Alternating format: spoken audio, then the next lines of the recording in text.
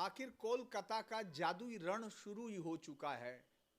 ममता बनर्जी के पास वो तमाम चीजें हैं जिनको लोग पढ़ते आए हैं कि बंगाल का जादू है, वो हर तरफ दिखाई देता है। पूरे देश में प्रधानमंत्री नरेंद्र मोदी, अमित शाह, योगी आदित्यनाथ, हिमंता बिस्वा शर्मा, इतने सारे नामों के साथ जब वो किसी राज्य में चुनाव लड़ने पहुंचते हैं तो उस राज्य के चुनाव को एक तरफा होते हुए देखते हैं या वहां बीजेपी को अपर हैंड मिलता हुआ दिखता है। लेकिन जैसे ही आप पार करते हैं झारखंड और घुसते हैं यहाँ इसकी सीमा में, बंगाल के अंदर आते हैं, तो लगता है जैसे वो जादू कहीं रोक देता है पीएम मोदी के जादू को या उनकी पार्टी की ताकत को। उस पर क्या है बात करेंगे। आज मेरे साथ हैं सीनियर जर्नलिस्ट, और बहुत लंबे अरसे से जब हम लोग पढ़ते आए उनकी रिपोर्टों को स्कूल कॉलेज में, और अब खुद देख रहे हैं, अक्सर बंगाल की नब्ज को बहुत अच्छे से पहचानती हैं और अक्सर मेरे साथ उनका विचार जो है अलग होता है। हम दोनों एक दूसरे से जरूर बात करते हैं और एक दूसरे के विचारों, लेकिन आज रियल बंगाल में क्या है उस पर बात करेंगे। मेरे साथ हैं बहुत ही सीनियर जर्नलिस्ट शिखा जी, शिखा मुखर्जी जी, नमस्कार। आप कैसे हैं मैम? बस ठीक है। अच्छा। अब तक तो अभी ये इलेक्शन के बाद सोचा जाएगा। ये सब लोग सोचते हैं, देखिए, बंगाल में भी और बंगाल के बाहर भी। लेकिन इलेक्शन का आज की डेट में क्या है, क्योंकि एसआईआर है, एसआईआर हो रहा है। एसआईआर को रुकवाने के लिए ममता खुद जाती हैं, सुप्रीम कोर्ट में बहस भी करती है, सड़क से लेके, संसद से लेके सुप्रीम कोर्ट तक एक लड़ाई है। लेकिन इसका कोई राजनीतिक अर्थ आपको दिखाई देता है? देखिए, अगर दो तीन चीज़ें हैं। पहली बात तो ये है कि ये जो इलेक्शन है 26 का, एक हिसाब से ये इलेक्शन हो चुका है। यानी कि लोग जो हैं उन्होंने शायद अपना मत बना लिया है कि किस तरह से वो वोट करेंगे। और क्यों ये मत बन चुका है, इसका एक विश्लेषण मैं दे सकती हूँ। 3 या 4 चीज़ें हैं। एक है कि बंगाल को, बंगाल की जो मोदी जी के की भाषा में अस्मिता, जो हम अब बंगाली ये शब्द नहीं यूज़ करते, कहते हैं बंगाल का जो अपना तरीका है, कल्चर है, जो हमारा ऐतिह्य है, ये अब यानी कि एरिस्टोक्रेसी है, लेगेसी है, इनहेरिटेंस है, हेरिटेज है, बहुत बड़ी बड़ी चीज़ें हैं।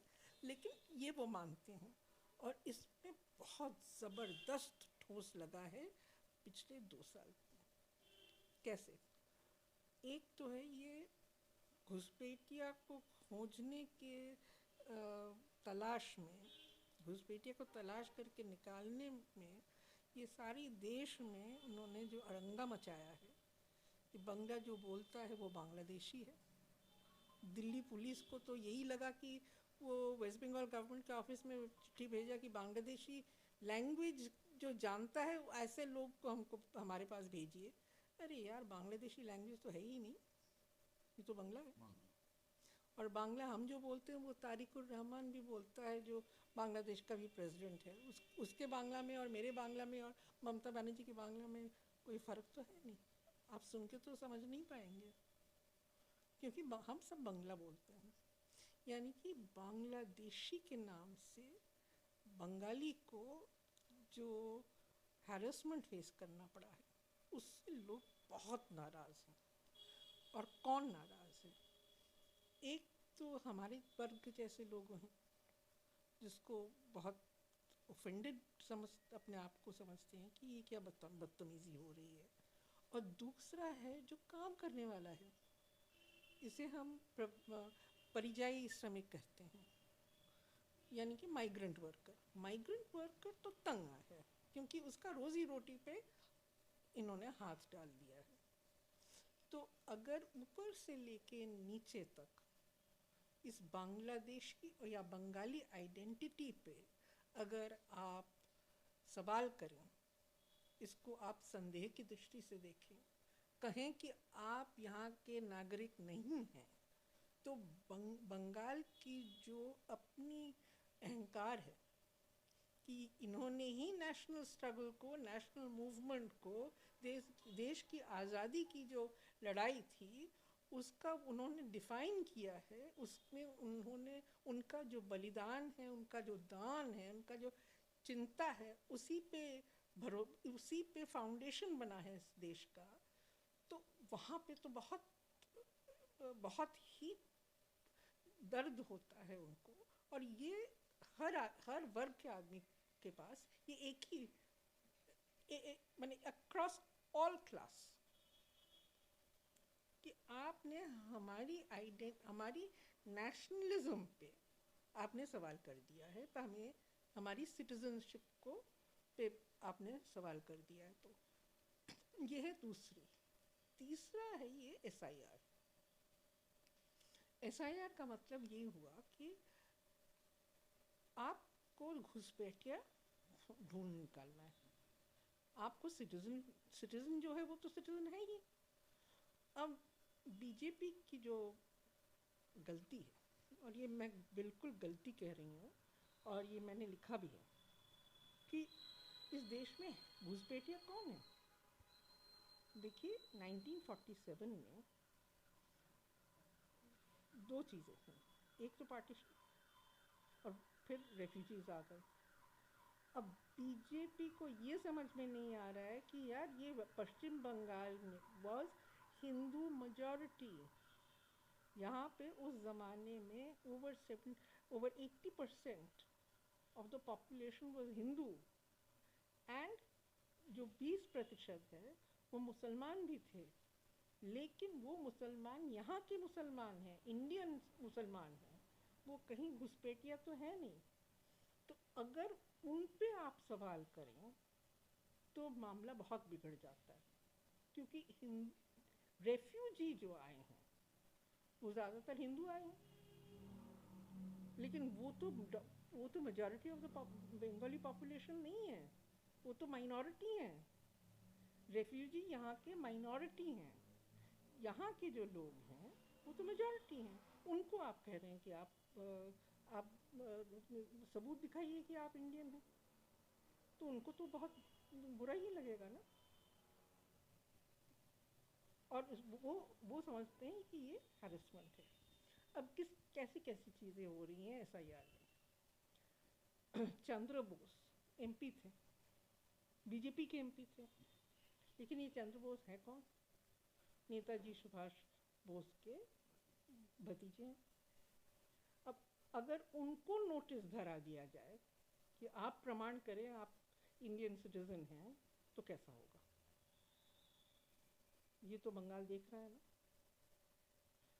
आप अगर हमें कागज धरा दें कि आप अपना सिटीजनशिप प्रमाण कीजिए, तो मैं तो पागल हो जाऊंगी गुस्से में कि ये तो सरासर बदतमीजी है। आप मुझे पूछ रहे हैं हम कौन हैं। वैसे ही SIR का दो राजनीति है। एक तो जो मैंने कहा कि यहाँ के लोग जो यहाँ के पहले के ही निवासी हैं, उनको लग रहा है कि ये जाति हो रही है। और बाकी जो रेफ्यूजी होके आए हैं उनमें से देखिए, मथुआ के बारे में आपसे 2024 में बहुत बात हुई थी, 2021 में भी बात हुई थी। लेकिन ये मथुआ जो है, मथुआ वो 1947 में कम आए थे, लेकिन वो 70 के बाद 60-70 के दशक से आना, अब वो 2 करोड़ के आसपास लोग हैं कहते हैं वो। इनमें ज़्यादातर लोग रेफ्यूजी के हिसाब से आए थे। जिस तरह से रेफ्यूजी इंडियन बनता है, 1947 में भी यही चक्कर था।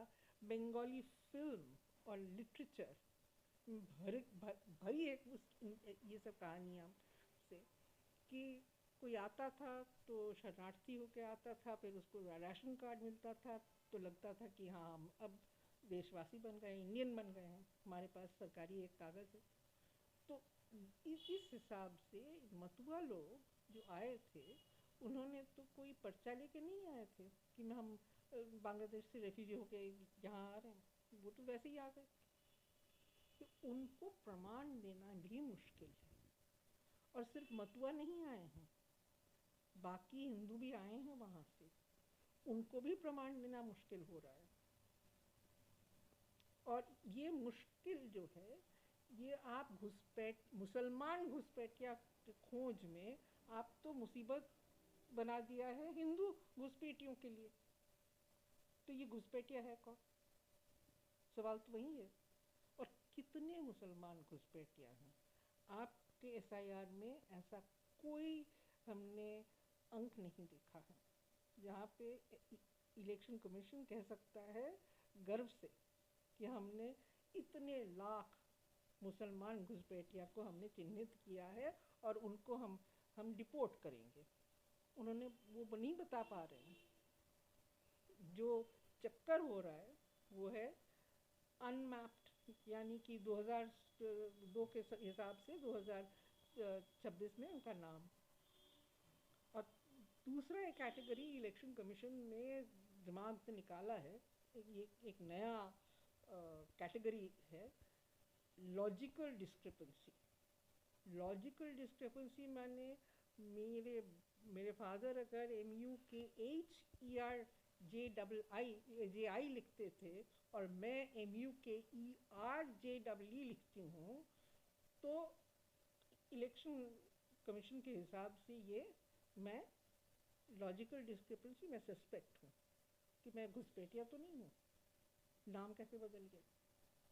अरे नाम ऐसे ही बदलता है। आप सरकारी ऑफिस में जाइए, वो अपना मेरा नाम जो है वो किसी तरह से लिख देंगे, मैं जो लिखूँ। सुप्रीम कोर्ट ने भी कहा है, ऐसी कोई बात नहीं है। सुप्रीम कोर्ट ने कहा है कि जब ट्रांसलेशन होता है नाम, तब गलतियाँ हो जाती हैं। वो जो सरकारी नौकर है वही ये गलती करता है। इसलिए अभी सुप्रीम कोर्ट ने कहा है कि मैजिस्ट्रेट को वहाँ बिठाओ और ये सब लॉजिकल डिस्क्रिपेंसी सॉल्व करो।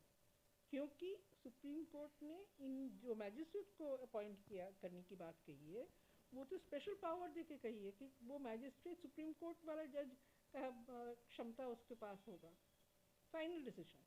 यानी कि इसी का भी सवाल करने का कोई माने कोई जगह नहीं रखा है।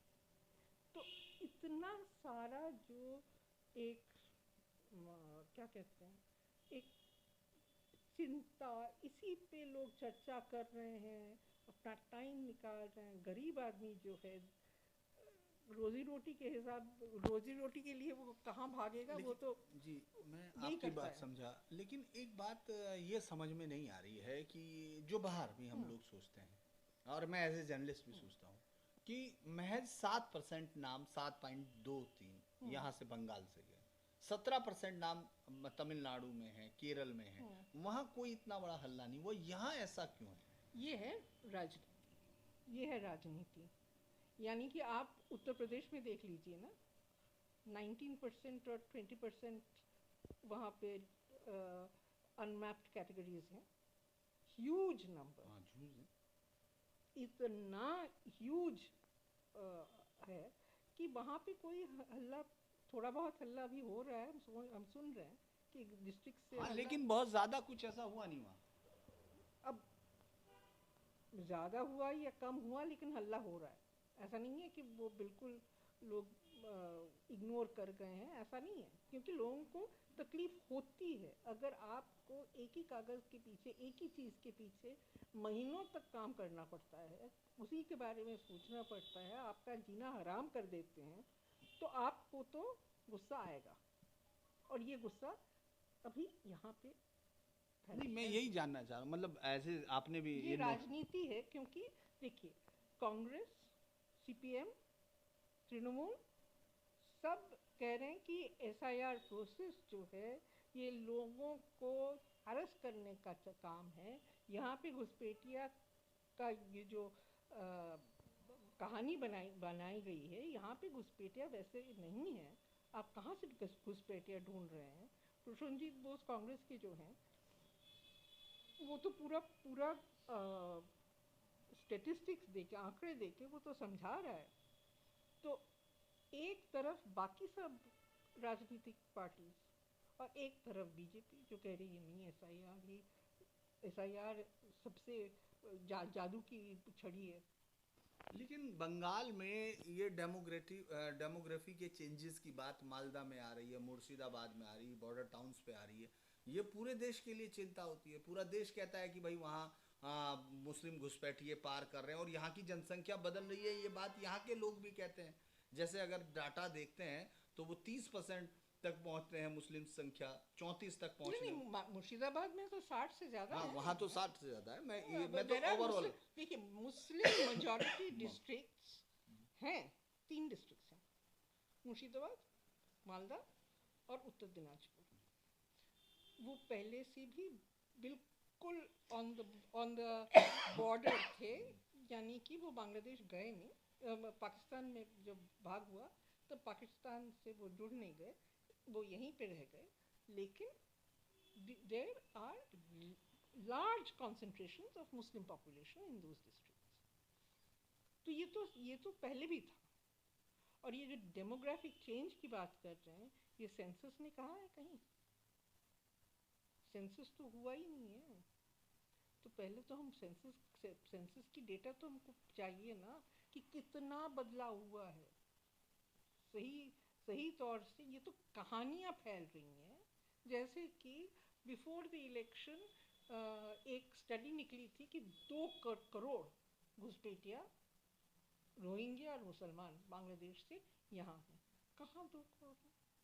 वो तो 2004 में श्री प्रकाश जायसवाल कांग्रेसी सांसद हुआ करते थे, होम मिनिस्टर स्टेट, उन्होंने भी कहा था कि करोड़ों में है, 4 करोड़ के करीब का। ये डाटा तो कुछ नहीं मिला था, लेकिन डाटा तो है नहीं जी। जब डाटा नहीं है तब ये जो कहानी है, ये जो भय का आतंक का जो माहौल फैला रहे हैं कि घुसपैठिया, हम तो यही सुनते हैं।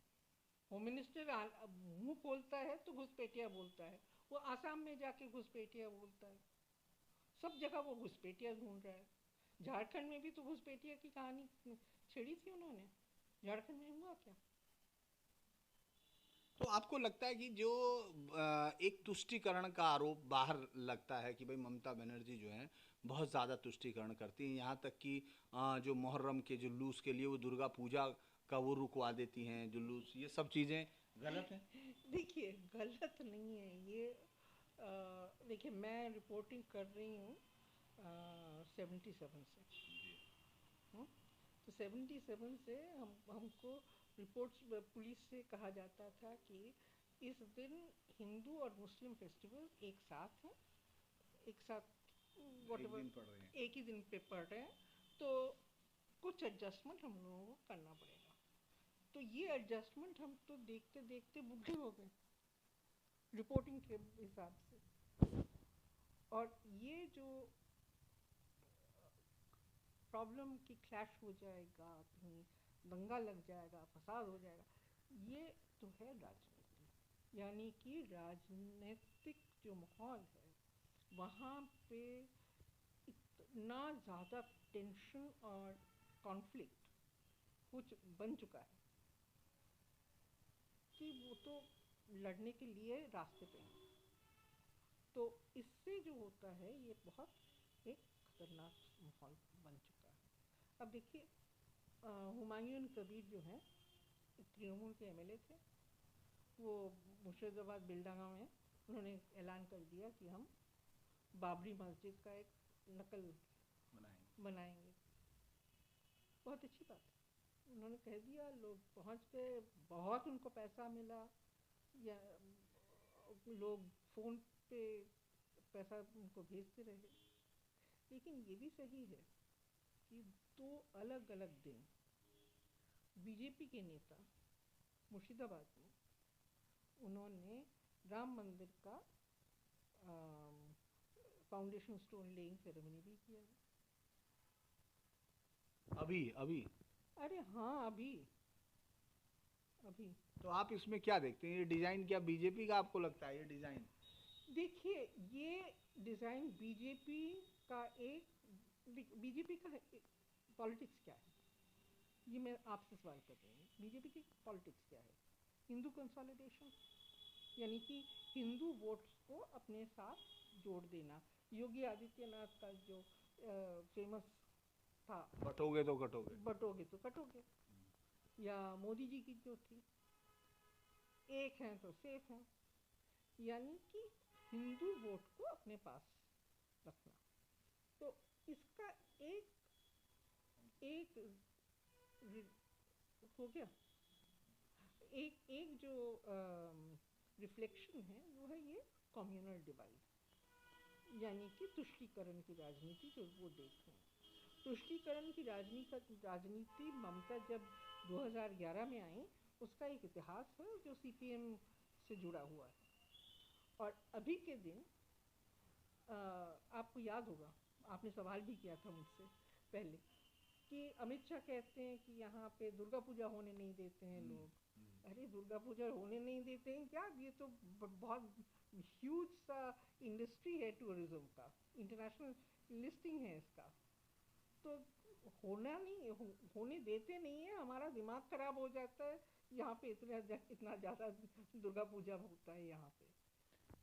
तो तुष्टीकरण अगर हम आए तो ममता बनर्जी ने दीघा में जगन्नाथ मंदिर बना दिया, अभी वो सिलीगुड़ी में महाकाल मंदिर बना रही हैं, बीच में उन्होंने दक्षिणेश्वर में उन्होंने स्काई वॉक बना दिया, कालीघाट में स्काई वॉक बना दिया। तो लोग तो कह रहे हैं कि ये तो तुष्टीकरण और एक तरह से हिंदू तुष्टीकरण भी हो रही है।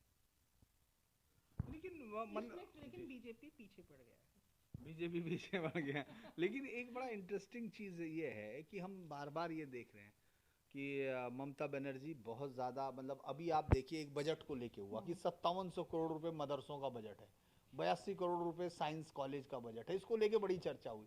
तो और यहाँ बड़ी चीज़ की गई कि भाई वो जो है नहीं मदरसों में तो 17% हिंदू भी पढ़ते हैं। बेसिकली मैंने पूछा, सवाल किया मैंने, उस समय भी बात की कि 17% हिंदू, क्या वो हिंदू टेक्स्ट भी पढ़ते हैं क्या? वो तो नहीं पढ़ते हैं। तो नहीं, देखिए हिंदू टेक्स्ट कहीं भी नहीं पढ़ाई जाती है, क्योंकि ये माध्यमिक या उच्च माध्यमिक का जो कोर करिकुलम है वही पढ़ाई जाती है। लेकिन मदरसा को तो पढ़ाया जाएगा, उनका स्पेशल पेपर्स होती हैं। आपको अगर स्पेशल पेपर्स की ऑप्शंस चाहिए तो आप ले सकते हैं, बेशक ले लीजिए। नहीं, लेकिन मदरसा की नहीं, मदरसा का एक इतिहास है बंगाल में। यानी कि ईस्ट इंडिया कंपनी जब पहला स्कूल यहाँ पे बनाया था, वो था कलकत्ता मदरसा, वही बना था। और मदरसा यानी कि एक करिकुलम, और जो साधारण सरकारी स्कूल्स हैं उसी की उसी में जो पाठ पढ़ाई जाती हैं वो यहीं भी पढ़ाई जाती हैं। सिर्फ 2 स्पेशल पेपर्स हैं।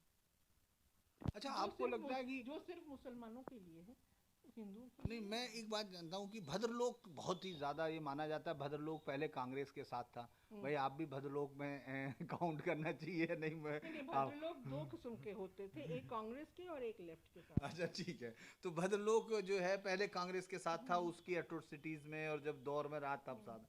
फिर वो पूरा का पूरा शिफ्ट कर गया सीपीएम की तरफ, फिर वो आ गया टीएमसी की तरफ, और वो ये कोशिश करता है कि नहीं जो भी है भाई, ये चाहे कुछ भी हो, इससे हमको कोई लेना देना नहीं, चाहे देश के लिए यहाँ फ़ायदा हो रहा हो, नुकसान हो रहा हो, बॉर्डर पे कुछ भी हो रहा हो। मतलब मैं पब्लिक की बात कर रहा हूँ, जो बातचीत होती है। तो आप उसको कैसे देखते हैं कि भद्रलोक क्या वाकई पूरा भद्रलोक तो बुद्धू नहीं है ना, कि भद्रलोक को कोई फिक्र नहीं है कि देश की सिक्योरिटी कैसी चल रही है? वो क्या नागरिक नहीं है?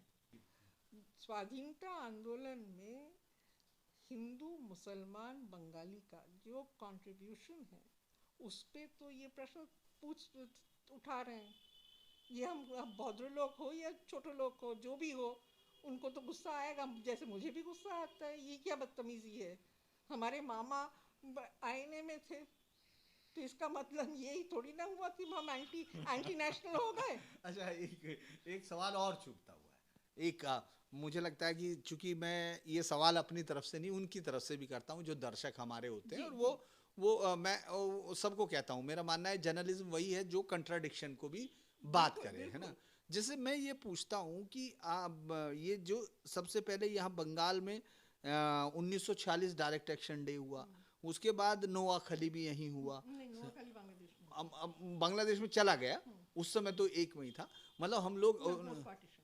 पोस्ट पार्टीशन नहीं, Gandhi ji. Before and after. हाँ, मैं यही कह रहा, गांधी जी तो पहले ही गए थे जब देश बटा नहीं था। तो इतने, गांधी जी तो यहीं थे। हाँ यहीं रहे, उस रात यहीं थे जब कहा जाता है, जिसको कोलकाता का चमत्कार भी कहा जाता है पूरा, जब जिस रात शांति, इंडिपेंडेंस डे 15 अगस्त। हाँ 15 अगस्त की रात में तो वो यहीं थे, मुझे मालूम है, क्योंकि उनका लास्ट का एक कोशिश की थी, वो बायोग्राफी में भी है उनकी। लेकिन मैं ये जानना चाहता हूँ कि इतने सब के बावजूद भी मुस्लिम कट्टरवादिता यहाँ, ये बात लोगों के जहन में आती है कि ज्यादा है, मुस्लिम यहाँ ज्यादा कट्टर है, और वो बाकी सब हिंदूज को, भद्रलोक वो नहीं काउंट कर रहा, मैं फिर कह रहा हूँ, भद्रलोक को बिल्कुल अलग मान लिया गया है बाहर। हम लोग ये भद्रलोकों को जो लोगों की भद्रलोक हैं, और ये जो हमारी आकांक्षा है हर आदमी, हर बंगाली का, कि वो भद्रलोक के हिसाब से चिन्हित हो, तो यह आकांक्षा बीजेपी के रास्ते में सबसे बड़ा रोक है। ये बीजेपी वाले में मुझे कहते हैं कि आप जैसे लोग जब तक रहेंगे तब हमारा कुछ नहीं होने वाला है।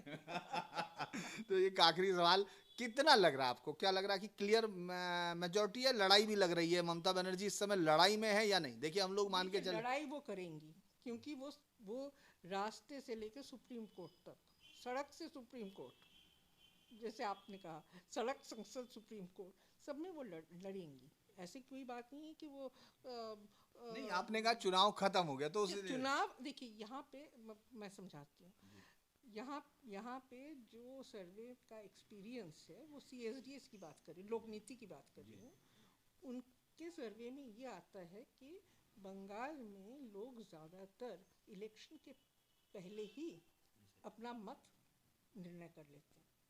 तो उसी के हिसाब से मैं कह रही हूँ कि ये इलेक्शन ख़त्म हो चुका है, क्योंकि जो निर्णय है वो निर्णय लोग, मेजॉरिटी जो लोग हैं वो ले चुके हैं।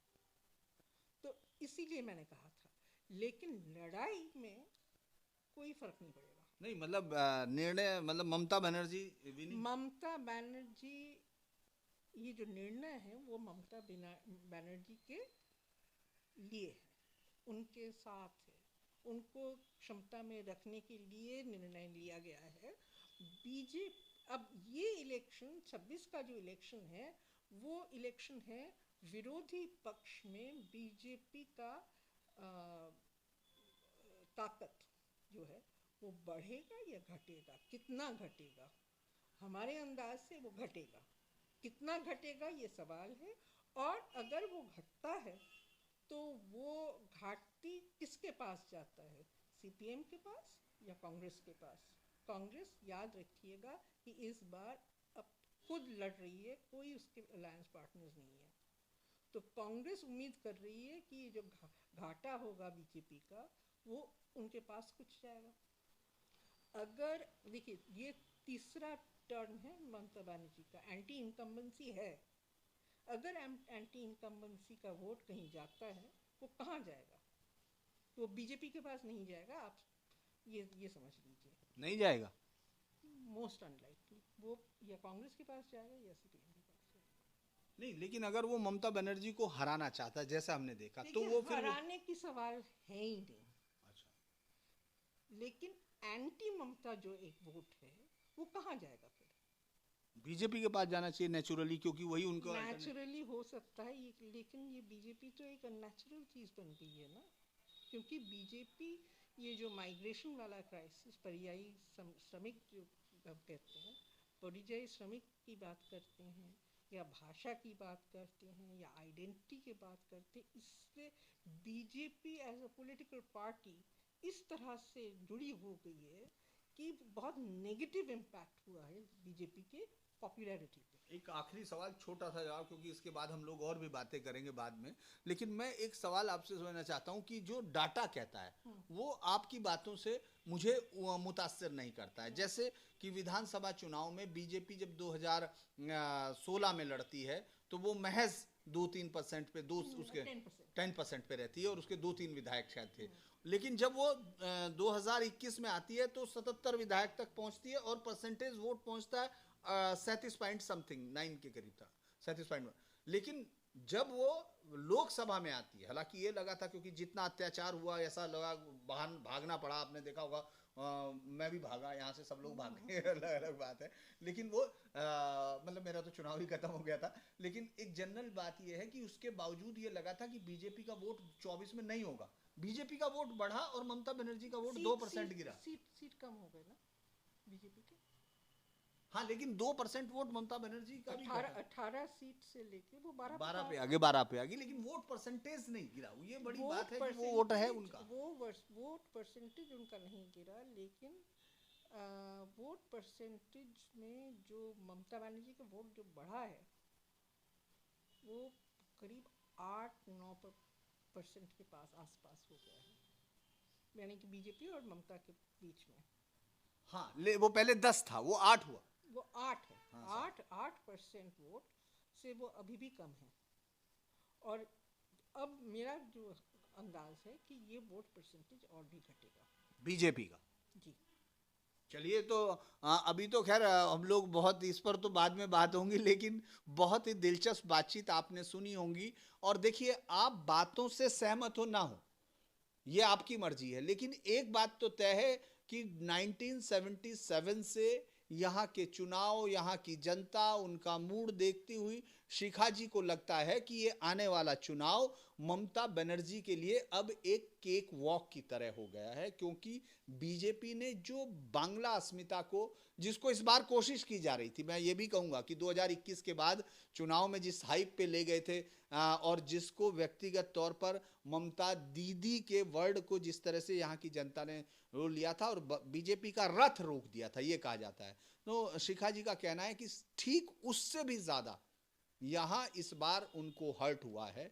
तो ये तो चुनाव में देखेंगे जनता क्या बताती है, लेकिन आपको ये समझने की जरूरत है कि यहाँ किस तरह से चुनाव को अलग अलग अंदाज में देखा जा रहा है। और फिर जादू की तो बात मैंने शुरू की, तो जादू पर ही खत्म करता हूँ। ये जादू जब खुलेगा तो पता चलेगा। तो आप सब मिले, आपका बहुत बहुत धन्यवाद शिखा जी, दर्शकों के लिए, और आप तमाम लोगों का बहुत बहुत धन्यवाद। अगर आपको अच्छा लगता है तो इसको लाइक कीजिए, सब्सक्राइब कीजिए, शेयर कीजिए, और अपना कोई भी जो भी आपको लगे उसको जरूर लिखिए। भाषा संयमित रहे, हर एक सवाल का जवाब देंगे। नमस्कार।